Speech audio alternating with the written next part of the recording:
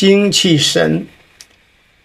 We spent 2-3 seminars on the Shen, especially on the Wen and the Po, right? Now we go 精气神, speak a little bit more about the Jing.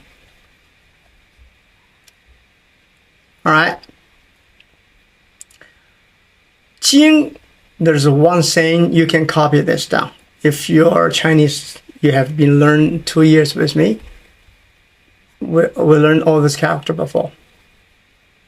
But I'm going to still explain this character for you guys.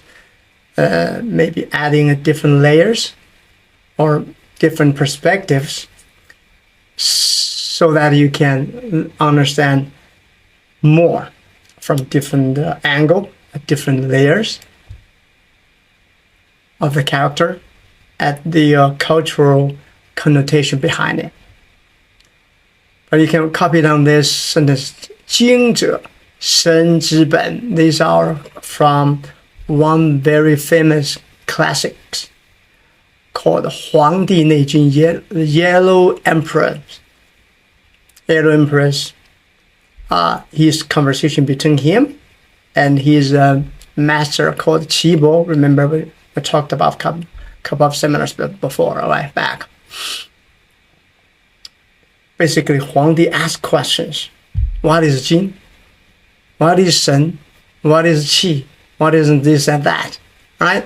And then Qibo, his master, or his doctor teacher, or actually Qibo is also a Taoist too, explained to him what 精者生之本.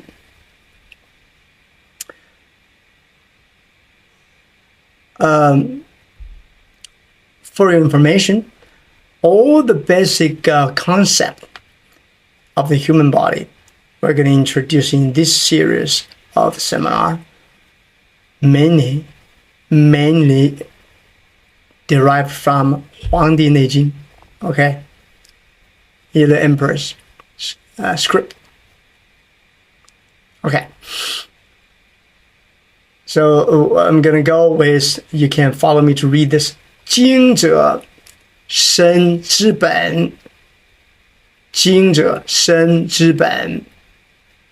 So I don't want to just get you introduce more and more concept, different knowledge and cultural background, but forget about one of the important perspective of this course, of this seminar, is to study the character, right? Besides the cultural connotation.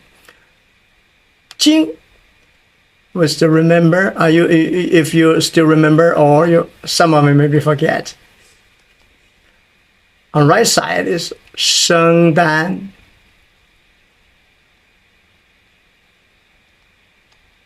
Lower part is like this. Lian Dan. There's the energy for Taoist cultivation is going to cultivate a Dan. High energy matter, high energy mass, and the lower middle abdomen. So that's for human body. For industry, let's put in a kind of contemporary connotation. You do mining, find out different mines, M-I-N-E-S.